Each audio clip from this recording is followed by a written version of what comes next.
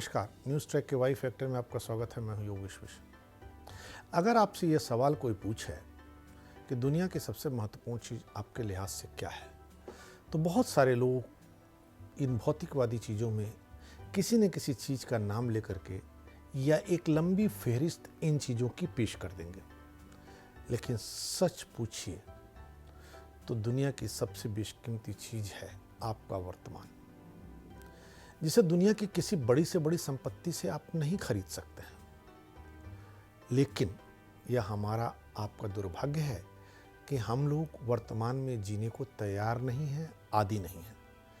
हम या तो अतीत जीवी हैं या भविष्य जीवी हैं। हम में से अधिकांश वर्तमान में जीते ही नहीं हैं। वर्तमान में जीने, भूत व भविष्य में जीने से हमारी खुशी का सीधा रिश्ता है। खुशी, प्रसन्नता, आनंद मनुष्य की सबसे सकारात्मक भावना है। हंसी या मुस्कुराहट खुशी के लक्षण हैं। इसके उपजने के कारण जिस तरह अनंत होते हैं, उसी तरह खत्म होने के कारण भी अनंत होते हैं। आज मानव अपनी सारी इच्छाओं को पूरा करने के लिए जी जान लगा रहा है, पर उसके पास जो सबसे कोहिनूर चीज़ है, खुशी, उसे वो नज़रअंदाज कर रहा है। वह भी तब जब पलों की खुशी साल की चिंता पर भारी पड़ती है। हम सोच बैठे हैं कि पैसा, मान, सम्मान, दौलत, शोहरत खुशी के कारक और कारण हैं। यही वजह है कि लोग खुश रहना भूलते जा रहे हैं। खुशी एक प्राकृतिक स्वभाव है, फिर भी लोग इससे दूर हो रहे हैं। खुशी को लोगों ने एक चुनौती मान लिया है।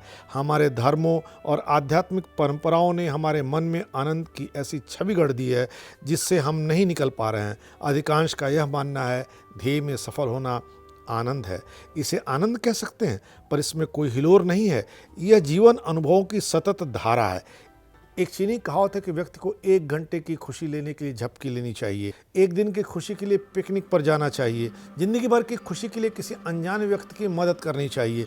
खुशी व्यक्ति को आंतरिक रूप से मजबूत करती है। खुशी विद्यादान की तरह बांटने से बढ़ती है। खुशी व्यक्ति को शालीन, विनम्र और व्यवहार कुशल बनाती है। जिसके अंदर सच्ची खुशी विराजमान रहती है, उसका लोक व्यवहार उत्कृष्ट होता है। जो खुशी की शक्तियों को पहचान जाते हैं, वे छोटी छोटी चीज़ों में खुशी तलाश करके अपनी ज़िंदगी को बहुत खुश में बना लेते हैं। ऐसे व्यक्ति आध्यात्मिक और नैतिक रूप से सशक्त होते हैं। किंगडम ऑफ ड्रैगन यानी भूटान आज धरती का सबसे प्रसन्न और संतुष्ट देश है। विकिपीडिया कहता है, प्रसन्नता अच्छा लगने की मानसिक या भावनात्मक अवस्था है जिसे संतुष्टि से लेकर तीव्र उल्लास तक की कई सकारात्मक या खुशनुमा भावनाओं से परिभाषित किया जाता है। सकल राष्ट्रीय प्रसन्नता, ग्रास नेशनल हैप्पीनेस की अवधारणा 1972 में भूटान के चौथे राजा जेशमे सिंगवे वांगचुक ने गढ़ी। सदियों से भूटान की संस्कृति सकल घरेलू उत्पाद वाले भौतिक विकास के बजाय जीवन की गहरी समझ पर आधारित है। कैम्ब्रिज के ड्यूक व डचेस प्रसन्नता की इस धरती पर आए। उन्होंने टाइगर लायर तक ट्रैकिंग की।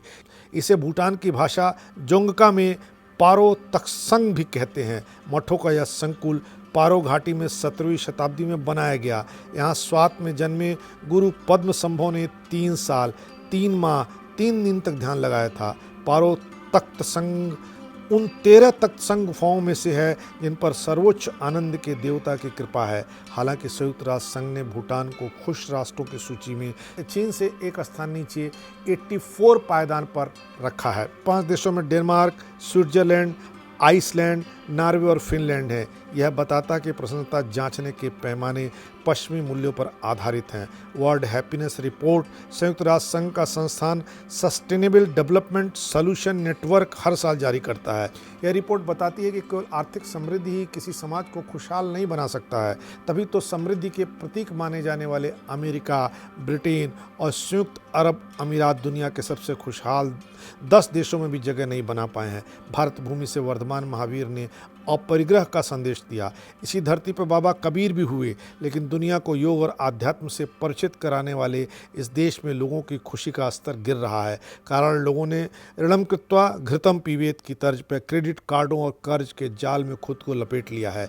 लोगों में लालसा का तांडव ज़्यादा दिख रहा है। तृप्त हो चुकी लालसा से अतृप्त लालसा अधिक खतरनाक होती है। देश के उन्हीं इलाकों में अपराधों का ग्राफ सबसे नीचे है जिन्हें बाजारवाद ज़्यादा स्पर्श नहीं कर पाया है। यानी आवारा पूंजीवाद के सहारे पैदा हुई अनैतिक समृद्धि और उसके सह उत्पादों को पाने की अतृप्त लालसा में जो पिछड़ता है वह निराशा और अवसाद का शिकार हो जाता है। लेकिन जो सफल होता है वह मानसिक शांति गंवा बैठता है। एकल और डिजाइनर परिवारों के चलन ने बड़े बुजुर्गों के सानिध्य की उस शीतल छाया से भी वंचित कर दिया जो अपने अनुभव की रोशनी से यह बता सकती थी कि जिंदगी का मतलब सिर्फ सफल होना नहीं बल्कि संभाव से जीना है। फील गुड करने के साथ ही सफलता के साधन और साध्य भी देखना है।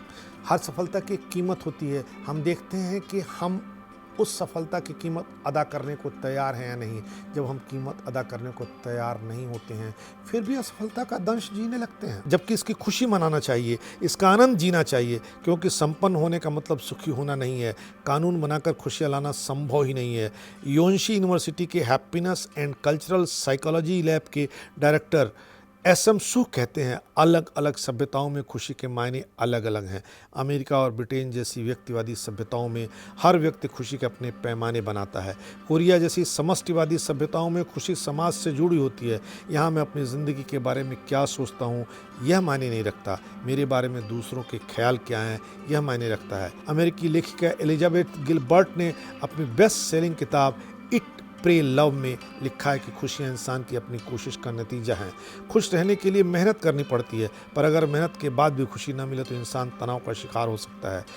नाकामी का एहसास इंसान को खुशी और उदासी में फ़र्क भुला सकता है। खुशियाँ आज़ाद पंछी की तरह हैं, जितना पकड़ो उतना ऊंचा उड़ जाती हैं। खुशियों के पीछे भागना नहीं चाहिए। दरअसल हम खुश रहने को एक काम समझ बैठे हैं, जबकि एक एहसास है। पाया खोया का हिसाब नहीं। मुश्किल हालात में खुशी की ज़रूरत महसूस नहीं होती। आप खुश रहने का प्रयास भी नहीं करते।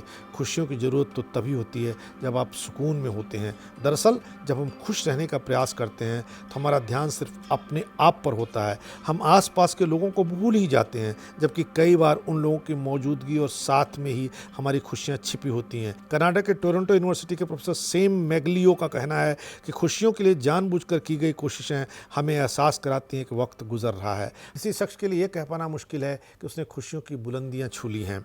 हर एक खुशी के बाद चाहत और बढ़ जाती है। वह हर एक खुशी को अपने पास रखना चाहता है, जबकि हकीकत यह है कि हर एक खुशी की एक अपनी उम्र होती है।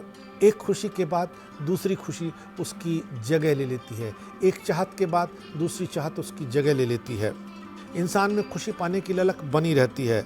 इससे मुक्ति पाने के लिए जरूरी है कि अपनी ज़िंदगी को ज़्यादा मानी खेज बनाएं, अपने लिए ही नहीं दूसरों के लिए भी और अपने लिए भी, क्योंकि खुशी विद्या की तरह बांटने से बढ़ती है, बहुगुणित होती है। जिंदगी को वर्तमान के साथ जिएं, भूत को लेकर के डरे मत और भविष्य की आशंका मत पालें। अगर आप ऐसा नहीं करेंगे, वर्तमान में जीना शुरू कर देंगे, तो खुशियों का आपको एहसास होगा। खुशियाँ निरंतर आपके इर्द गिर्द मंडराती रहेंगी, खुशियाँ आपके पास आती रहेंगी। खुशियों के लिए लंबे टारगेट सेट करने की ज़रूरत नहीं है।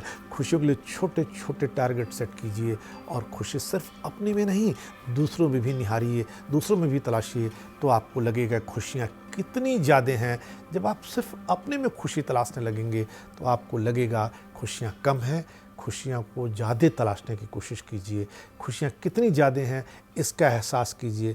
खुशियों का एहसास करने के लिए अपनी और अपने बराबर के दूसरे लोगों की परिस्थिति, स्थिति, उपलब्धि, असफलता, सफलता का भी मूल्यांकन कीजिए, तो आप देखेंगे आपके चेहरे पर खुशियाँ दौड़ने लगेंगी, रेंगने लगेंगी, भागने लगेंगी और आप खुशियों में उछलने लगेंगे, तैरने लगेंगे। खुशियाँ आपके चारों तरफ हवा की तरह बिखर जाएंगी। इस बार इतना ही, अगली बार फिर मिलेंगे किसी नए सवाल पर नए ढंग से बात करने के लिए। तब तक के लिए नमस्कार।